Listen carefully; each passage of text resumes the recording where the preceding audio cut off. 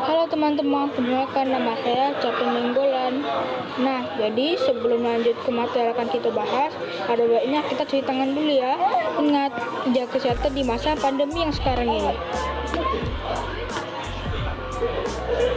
Nah, untuk topik yang akan kita bahas yaitu ada 3, hakikat, bentuk, dan melakukan prinsipnya.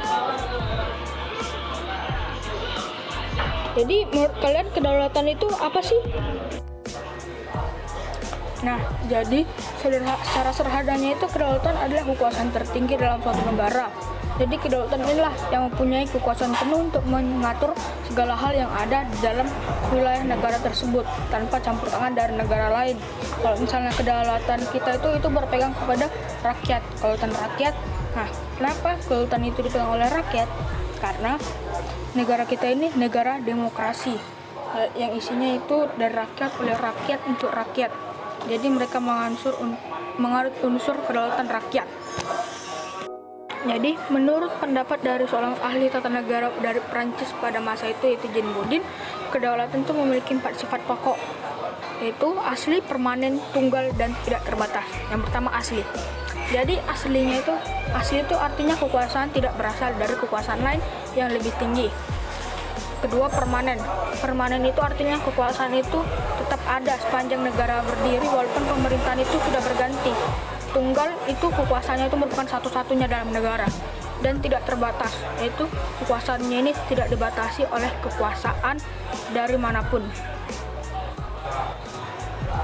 Kedaulatan atau kekuasaan tertinggi suatu negara terdiri atas 2 bentuk, yaitu kedaulatan ke dalam dan kedaulatan keluar.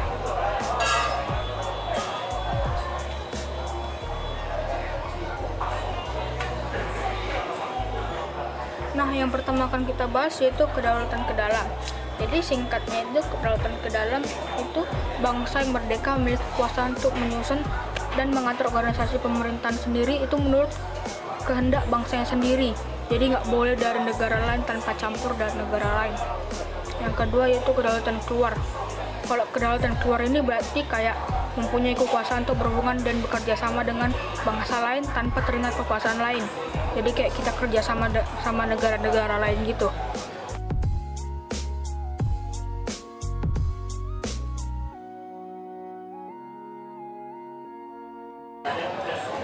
Nah, yang selanjutnya yaitu teori kedaulatan. Jadi secara umum terdapat beberapa teori-teori kedaulatan dari beberapa ahli kenegaraan, yaitu yang pertama teori kedaulatan Tuhan, yang selanjutnya teori kedaulatan raja, lalu ada teori kedaulatan negara, teori kedaulatan hukum, dan teori kedaulatan rakyat yang dianut oleh Indonesia pada saat ini.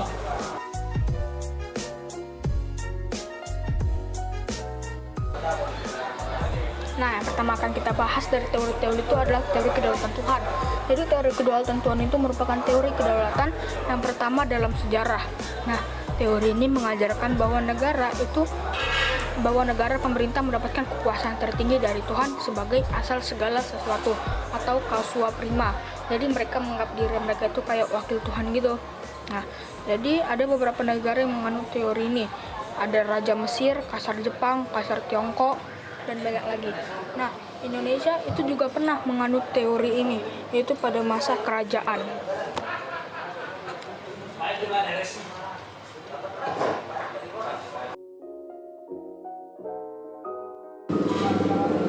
Nah, ini ada contoh dari Dewi Matahari Jepang yang teori kedaulatan itu.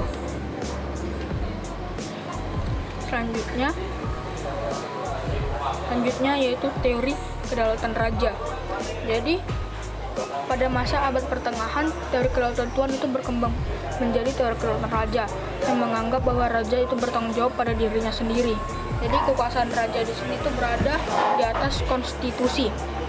Nah, di Inggris teori ini dikembangkan oleh Thomas Hobbes yang mengajarkan bahwa kalau teori ini diperlukan untuk mengatur negara dan menghindari homo homini lupus, atau orang itu bisa berubah jadi kayak serigala apa gitu.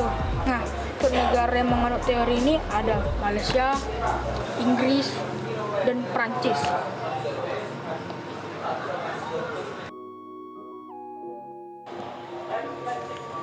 Nah, yang selanjutnya kita bahas yaitu teori kedaulatan negara. Jadi menurut teori kedaulatan negara, kekuasaan tertinggi itu terletak pada negara. Sumber kedaulatan adalah negara yang merupakan lembaga tertinggi kehidupan suatu bangsa. Jadi penganut teori ini melaksanakan pemerintahan tirani. Hal tersebut terbukti melalui sikap kepala negara yang bertindak sebagai diktator. Jadi untuk negara-negara yang menganut sistem ini itu negara-negara komunis, itu kayak Korea Utara. Nah, jadi kepala-kepala negaranya itu kadang-kadang itu bersifat kayak diktator semena-mena gitu.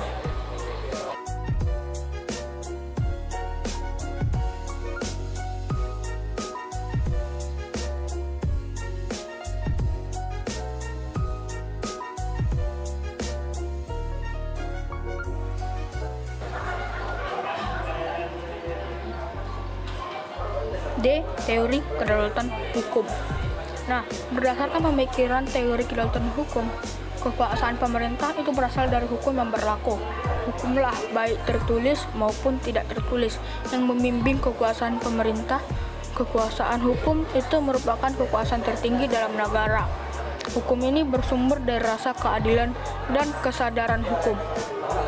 Jadi, pelopor dari teori kedaulatan hukum ini ada 4 orang, yaitu Hugo de Roodt, Crabbe, Immanuel Kant, dan Leon Budwig.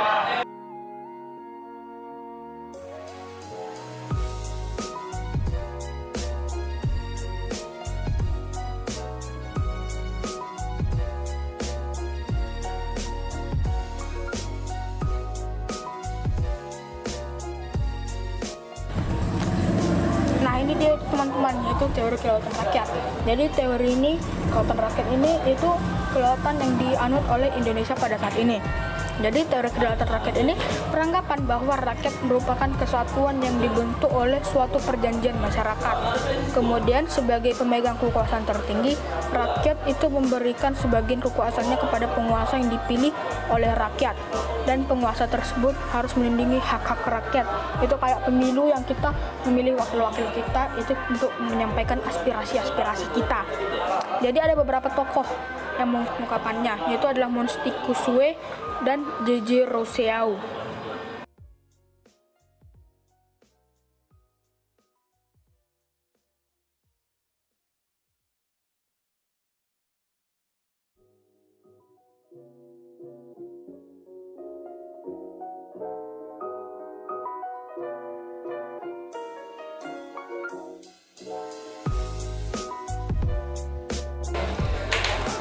Oke, jadi ini ada beberapa pelopor dari teori kedaulatan rakyat.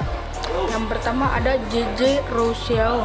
Jadi si J.J. Rousseau ini menyatakan bahwa kedaulatan itu merupakan perwujudan kehendak umum dari suatu bangsa merdeka yang mengadakan perjanjian masyarakat atau social contract. Yang kedua dari Johannes Antonius. Nah, si Johannes ini menyatakan bahwa setiap susunan pergaulan hidup manusia terjadi dari perjanjian masyarakat yang tunduk pada kekuasaan dan pemegang kekuasaan itu dipilih oleh rakyat. Nah, yang ketiga yaitu pendapat dari John Locke. Jadi si John Locke ini menyatakan bahwa kekuasaan negara itu berasal dari rakyat, bukan dari raja. Menurutnya perjanjian masyarakat menghasilkan penyerahan hak-hak rakyat kepada pemerintah dan pemerintah mengembalikan hak dan kewajiban asasi kepada rakyat melalui peraturan perundang-undangan.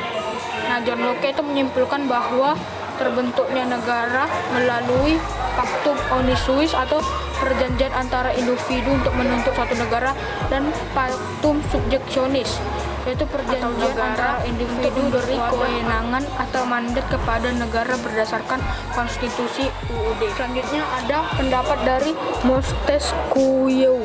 Jadi si Montesquieu ini adalah seorang ahli dari Prancis, berpendapat bahwa agar kekuasaan dalam suatu negara itu tidak terpusat pada seseorang. Kekuasaan dalam suatu negara itu dibagi ke dalam 3 kekuasaan yang terpisah atau spread of power.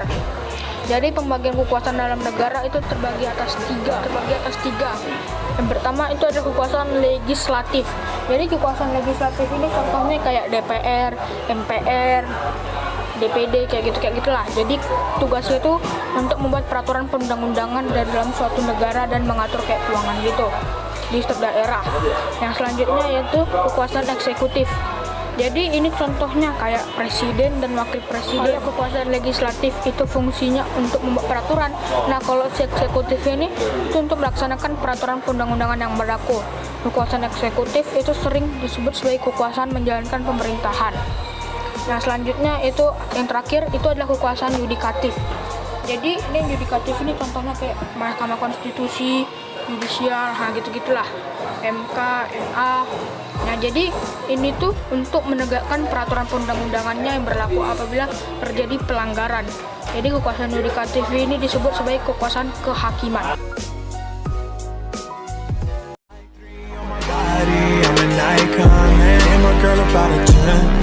I should fuck her in the Benz.